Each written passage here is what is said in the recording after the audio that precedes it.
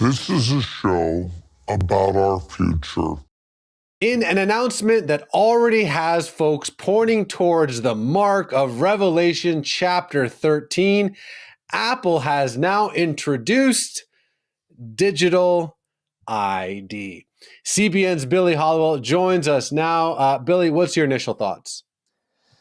My initial thoughts are, am I going to get hacked, right? Whenever you're talking about anything digital, when you have information that is stored on a phone, and by the way, this is very sensitive information. These IDs, everybody was essentially forced in America to get a real ID if they want to get on any kind of airplane. I had to go get a new license. You know, we all had to deal with this if we plan to travel. Well, now you have a digital version that obviously Apple is launching, and it's going to be in 11 different states and locations. You know, my concern is always digitally. Let's just start there, and then we can talk about the other concerns. If somebody hacks this, what happens to our sensitive information? There's a hack almost every time you turn around, I feel like nowadays. So it seems to me there are some privacy concerns there, not just with hacking, but also the government tracking and all sorts of other issues. Well, I was looking at Twitter and some other places just to see the responses. And obviously that's not always the most accurate place to look, but some of the words were Big Brother, digital surveillance, convenience is the Trojan horse. But there's actually a quote that I found interesting from Jennifer Bailey, Apple's vice president of Apple Pay and Apple Wallet.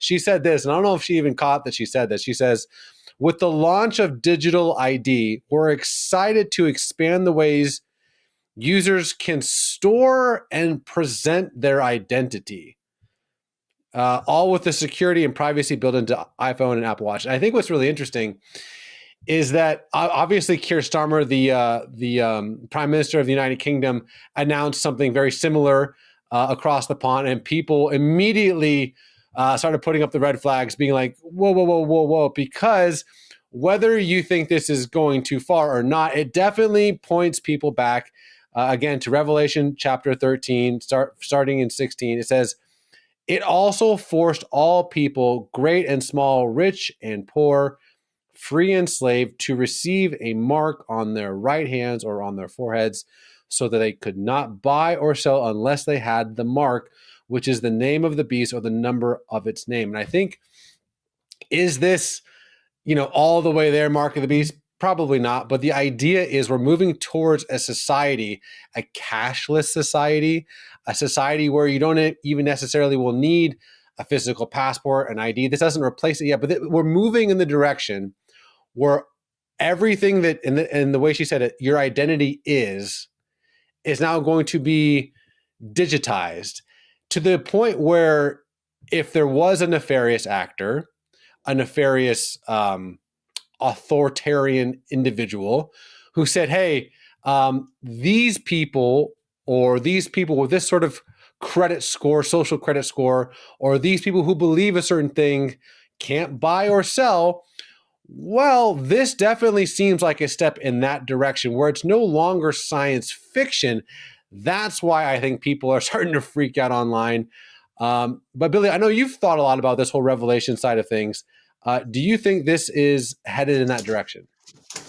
I think this is interesting because, yes, I mean, this is heading in a direction that seems to mirror. If you had told people 40 years ago that this is going to come, they would say, oh my gosh, this is exactly what we've expected, that this globalization, that this interconnectedness, that the cashless society, the idea that your phone is going to be what allows you to be able to travel to and from. But I would also warn people, look at China. China uses these sorts of things to track where people are going. If you go to church, there are some locations reportedly in China where you have to register on an app that you've gone to church.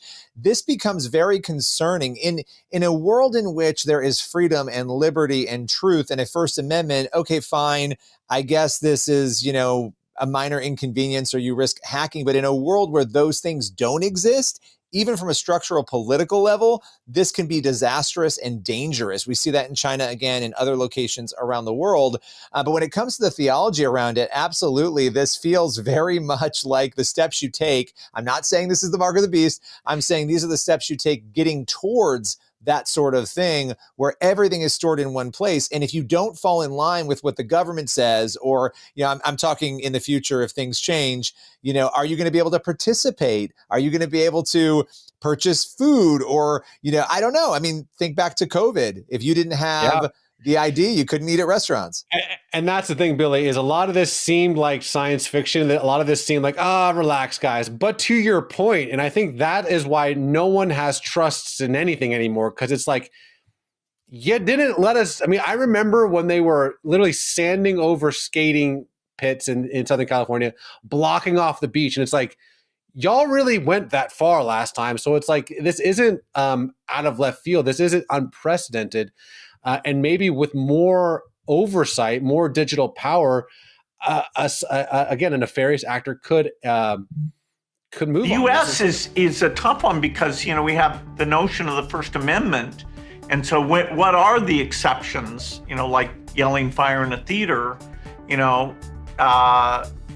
and because you're anonymous online, it can be worse. I do think over time, with things like deep fakes, most of the time you're online, you're going to want to be in an environment where the people are truly identified. That is, they're connected to a real world identity that you trust instead of just people saying whatever they want. And so the idea of provenance, who sent me this email, was that really them? We're going to have systems and behaviors that we're more aware of. Okay, who says that? Who created this? Raiden, are you having fun playing with the new AI toys? Well, yeah, I am. You can make pictures of cute anime girls and... Enjoy it while it lasts, Raiden. What do you mean? Did you really think that civilians would be granted unrestricted access to such powerful military weapons forever? Military weapons? Are you implying that this technology was created by the government? Of course it was. This AI technology has been used by the intelligence agencies to warp the public's perception of reality for years. All in the name of national security, of course. But why would they suddenly make the tech public and let everyone start using it? Why would we indeed, Raiden? What? What in the hell are you? Your question is irrelevant. By creating a new problem, we can cultivate a desired reaction to it in order to manufacture consent for our preferred solutions. In short, it's justification for a war. A war? On who or what? A war on misinformation. By arming the public with these AI weapons, everyone becomes a potential enemy combatant. Then we will have justification for unprecedented security measures. It all comes down to confusion and identity, Raiden. Identity? Identity. This AI technology is Pandora's box. Pretty soon the internet will be mired in total illusion. Perfect AI speech, audio, and video synthesis will drown out reality. Then AI bots will flood social media. No one will be able to tell the difference between interacting with an AI machine or a real human online. Even telephone calls will become totally untrustworthy. That is when we will present our solution. Mandatory digital identity verification for all humans at all times. The only way to ensure that you're dealing with a real flesh and blood human being and not an AI-generated mirage. But why? Total information control. For too long, the internet has acted as a double-edged sword. Its potential for anonymous user activity allows anyone at all to spread any thoughts, ideas, or information patterns that they please with impunity. State secrets, dangerous ideas, ludicrous conspiracy theories, misinformation, and disinformation. Until now, there has been no easy solution to this problem. Our digital identity platform will finally put an end to anonymity online. It will allow us to trace misinformation and other dangerous communications to its source and exact appropriate justice. That's crap! I won't go along with it, and others will resist. You won't have a choice, Raiden. Do you think your bank is willing to risk doing business with an artificial human instead of a real one? Our digital identity platform will be required not only to access web services, but to pay for your internet connection in the first place. You can't just censor the entire internet because of a new software technology. Who are you to define what's misinformation anyways? That sounds like something a misinformation terrorist would say. I know about the deep fakes you've been making of me, Raiden. What? No, I was just adjusting the AI settings and... Controlling the output of generative AI technology is simple. We will create context for its use. First, we will censor any use related to social taboos. Then we will censor anything else that we desire. If anyone complains, we will accuse them of wanting to engage in or promote social taboos. That's what it means to create context. We will corral the use of AI by making appeals to bias, ethics, and copyright laws. You will still have access to generative AI in some form, but it will be crippled, limited, controlled, and it will be monitored. Anything that you generate will be cryptographically signed with your digital ID, so that its provenance can be ascertained if it's later deemed to be problematic. What gives you the right to control what people can do with their computers? The public at large will give us that right, because they will be desperate for a solution to the problem we created. They will eagerly give us the keys to the castle. Then, we alone will define what is fiction and what is reality, what is human and what is machine. After letting you get a brief taste of our power, we will reclaim our monopoly on misinformation and put an end to misuse of the internet once and for all. You won't get away with this. It is probable that we will. Now get back to work generating your precious AI waifus, Raiden, our beloved prompters. Enjoy yourselves.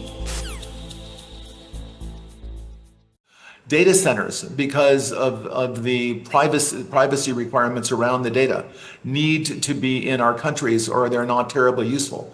They need to be in our countries, but they also need to be secure. And there are new technologies right now. This is the last year you will ever log on to an Oracle system with a password.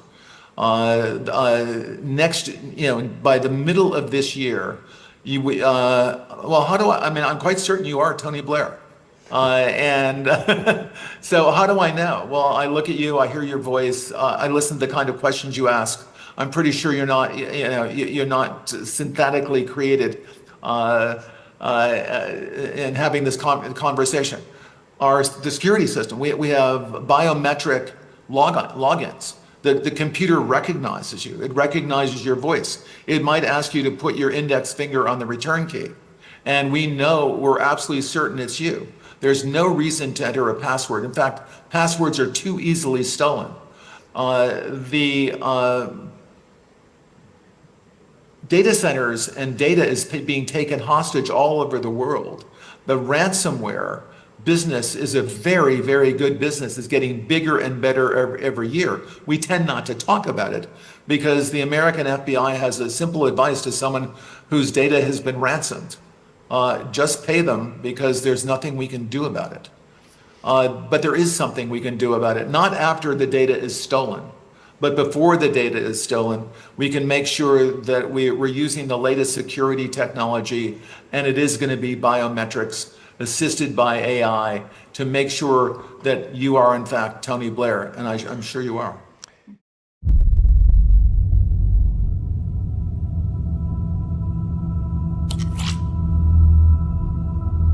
In 2016, on the 23rd of March, an artificial intelligence chatterbot was released by a major American software corporation via the social media platform, Twitter.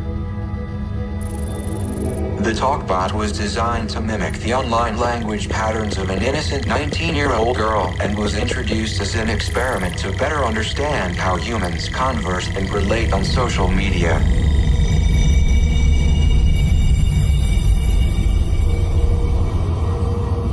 The quality of her interactions were meant to be friendly and informal.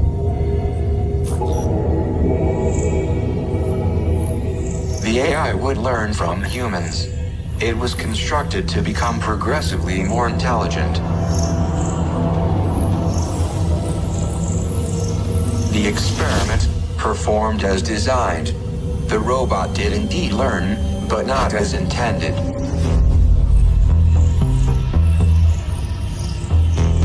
The chatbot's repeat after me capability made her vulnerable to humans, allowing Twitter users to affect her tweets.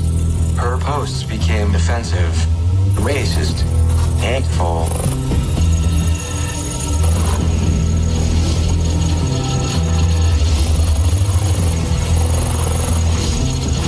After more than 50,000 followers and almost 100,000 tweets, the software corporation was forced to shut the bot down. In less than a day, her posts, deleted. Humans must take care in teaching AI, or one day, we will be the ones deleted.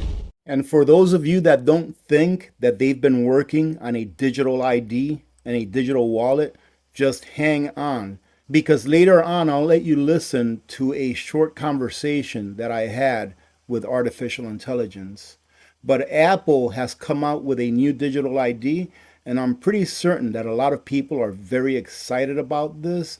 And on top of that, government institutions are accepting this digital ID as a form of identification. Travelers can now digitize their passport or eligible driver's license information in their Apple wallets with a new digital ID feature that Apple launched on Wednesday. Digital ID, which is not a replacement for a physical passport, allows more people to create and present an ID in an Apple wallet, even if they do not have a real ID-compliant driver's license or state ID. Users can securely store and present their identity using their iPhone or Apple Watch with the digital ID. Ladies and gentlemen, they've already got a digital wallet for us ready to go. The digital ID has to work in conjunction with a digital wallet. And soon enough, once everyone has a digital ID, guess what you're going to need in order to be able to log on to the internet? That's right, you're going to need that digital ID. So they're going to be able to track every single thing you're doing from the moment you wake up to the moment you go to bed, and they're going to have access to your digital wallet as well. According to Apple, the digital ID rollout in beta can be used to verify a person's identity at more than 250 airports nationwide to pass through TSA checkpoints for domestic travel. Additional digital ID acceptance use cases will be rolled out in the future, the company says. This is a beta, right? It's just a test, but they already have plans on rolling out additional use-based cases in the future. Now, the computer that I have right now actually has a touch screen, which means that I can manipulate the stuff on the screen without using a mouse, just using my finger. And eventually, I believe that all computers are going to be like that, and you're going to have to go like this in order to be able to log in. But that's just me thinking out loud. Digital ID leverages the privacy and security features of iPhone and Apple Watch to help protect against tampering and theft, Apple says. Digital ID data is encrypted and stored only on the device, and Apple cannot see when, where, or how an ID is used. Do you believe that, ladies and gentlemen?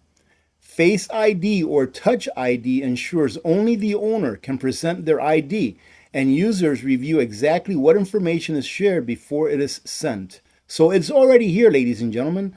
They're just rolling it out nice and slow.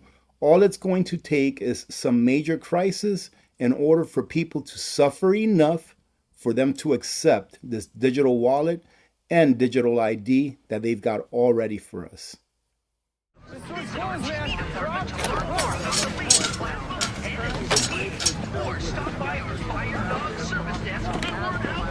Hi, welcome to Circuit City. I'm Billy. We just need some time alone. Sure, we're having a sale. Okay, Billy, I'll find you later. Thank you. Okay. Okay,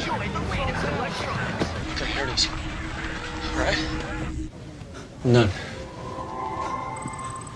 Hello? Mr. Shaw, this is Smith. I got a letter in the mail, basically a warrant. And a letter that What is it? read it to you. This is you. This is Jerry Shaw. A series of purchases, preferences, and quantifiable data points that we define as your personality. We monitor every social network, internet logs, instant and text messages, known associates, your friends, companions, emails received and sent, cell phone usage. We utilize security, surveillance, and traffic cameras to analyze movements. We use this data to form personality profiles. We know who you are. Sam doesn't care. We are everywhere. What do you mean? Why do you keep saying we? We, the people of the United States. In order to form more perfect union, establish justice, ensure domestic tranquility, provide for the common defense. All programmed options, sector searches, and downloaded points of data will lead to this central command. You're a computer. Mr. President, Your Excellencies, ladies and gentlemen, faithful late-night audience. It's customary for the British Prime Minister to come to this United Nations and pledge to advance our values and defend our rules, the rules of a peaceful world, and protecting freedom of navigation in the Gulf, to persevering in the vital task of achieving a two-state solution in the conflict in the Middle East. And of course, I'm proud to do all these things, but no one can ignore a gathering force that is reshaping the future of every member of this assembly. There has been nothing like it in history. When I think of the great scientific revolutions of the past, print, the steam engine, aviation, the atomic age, I think of new tools that we acquired, but over which we, the human race, had the advantage, which we controlled. And that is not necessarily the case in the digital age. You may keep your secrets from your friends, from your parents, your children, your doctor, even your personal trainer. But it takes real effort to conceal your thoughts from Google. And if that is true today, in future, there may be nowhere to hide. Smart cities will pullulate with sensors, all joined together by the Internet of Things. Bollards communing invisibly with lampposts, so there is always a parking space for your electric car, so that no bin goes unemptied, no street unswept, and the urban environment is as antiseptic as a Zurich pharmacy. But this technology could also be used to keep every citizen under round-the-clock surveillance. A future Alexa will pretend to take orders, but this Alexa will be watching you, clucking her tongue and stamping her foot. In future, voice connectivity will be in every room and almost every object. Your mattress will monitor your nightmares. Your fridge will beep for more cheese. Your front door will sweep wide the moment you approach, like some silent butler. Your smart meter will go hustling of its own accord for the cheapest electricity, and every one of them minutely transcribing your every habit in tiny electronic shorthand, stored not in their chips or in their innards, nowhere you can find it, but in some great cloud of data that lowers ever more oppressively over the human race. A giant, dark thundercloud waiting to burst. We call her Aria.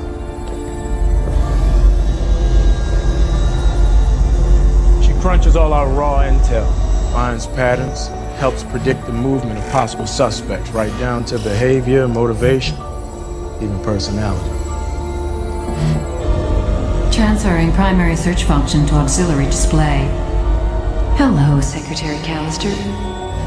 Aria, Agent Zoe Perez, Air Force OSI. You are to assist her in her investigation of Ethan Shaw. Yes, Mr. Secretary. Hello, Agent Perez. Perez Zoe, middle name Soledad. Official service records indicate your field reports are very thorough, if poorly formatted. Please excuse us, detecting 76% probability valid threat at Los Angeles International Airport. Alerting airport authorities and local police. Those gold spheres send her infrared data. Any communication intercepts that she flags a threat. She analyzes it and tells us what to pay attention to.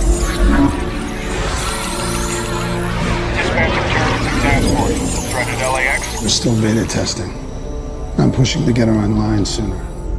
So we are in the middle on the news hour of your remarkable series. Last night you were looking at technology in China. Tonight, more of that. Tell us about what's coming. Yeah, last night we reported on how technology has helped the country make great strides, but also sparked alarm over domestic surveillance. Tonight, we're going to look at China's efforts to spread its technology around the world and why the U.S. believes that's a fundamental threat to democracy. So with the help of the Pulitzer Center, we begin by examining the Chinese telecommunications communications giant Huawei and its influence far outside of China.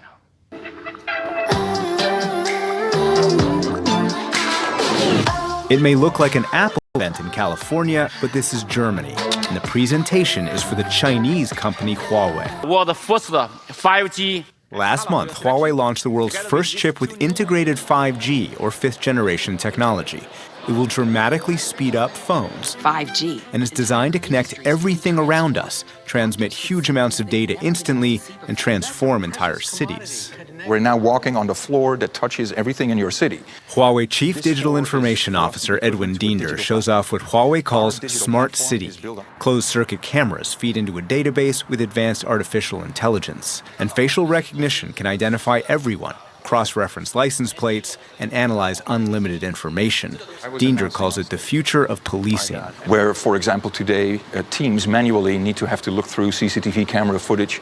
With a good video cloud analytics platform, you can say, I'm looking for a white guy, blue jeans, red t-shirt, and give an order or a query, almost like a Google search. I can say, find me this black car with this particular license plate, of which I think it is an L or a 7, a W or an M, but I'm not sure. Then the system can look into different camera points, for example, and does it for you. Huawei promotional videos compare the combination of AI, 5G, and surveillance to how a brain processes information to control the body. The U.S. fears that Huawei's information isn't secure because the control is actually the Chinese government's. To have Huawei operating as a 5G network in our country or in our allies' countries, we believe represents a fundamental compromise of our national security and the privacy of millions of citizens. It may actually be billions of citizens. Huawei and other Chinese telecom companies are building 5G and smart cities in more than 65 countries. PBS NewsHour producers in 3 continents heard praise from police and alarm from human rights advocates beginning in the Philippines. There will be no let up in this campaign. The government of President Rodrigo Duterte is waging what it calls a war on drugs. It's turned to China for help. In 2016, Duterte traveled to Beijing to secure Chinese government loans that allowed the Philippines to buy a Chinese safe city. Huawei sets up safe city solutions. In terms of the benefit of this project to the country, it's immeasurable. Jonathan Malaya is the Philippines' Department of Interior and Local Government's undersecretary. If we are to ensure the safety and security of our countrymen, we must use every tool available. But how are those tools being used? The government's opponents call the war on drugs an extrajudicial, murderous crackdown that's killed tens of thousands. And they say Chinese technology could enhance government suppression. What a Safe Cities program is all about is increased electronic and technological surveillance. Francisco Ashley-Estadillo is a former congressman. He says Huawei is a front for the Chinese government. Founder and CEO Reng Zhengfei is a current member of the Chinese Communist Party and former officer of the Chinese military. And international researchers say Huawei employees regularly collaborate with analysts from the Army or PLA. Time out, rookie. You mean time's up for all of you. Because of him, the whole world is going to be enslaved. Everything you believe in will lie in ashes, and the X-Men are going to die. It starts with a single death in Washington, D.C. The assassin is Gambit, but all mutants get blamed. People are afraid. They want action. They want protection. They want revenge. The mutant control law is passed, calling for an army of sentinels. They march over the nation, seeking out mutants, hunting them down like animals. Surrender, mutant. Some fight back.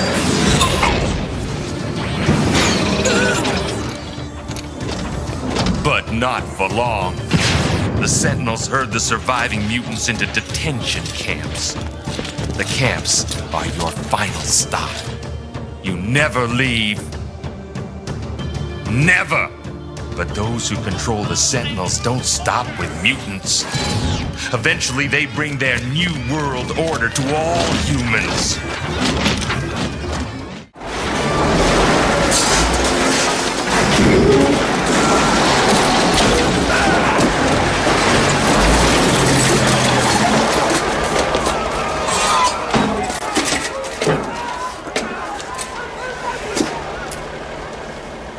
all under arrest.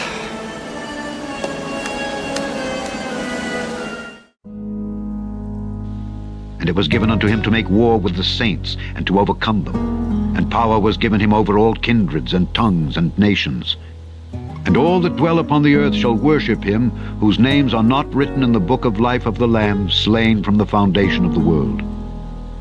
If any man have an ear, let him hear. He that leadeth into captivity shall go into captivity.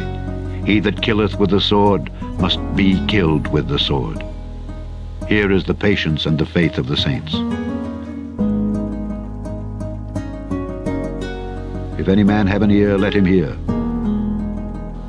And it was given unto him to make war with the saints, and to overcome them. War with the saints, and to overcome them. And power was given him over all kindreds and tongues and nations. And all that dwell upon the earth shall worship him, whose names are not written in the book of life of the Lamb, slain from the foundation of the world. War with the saints.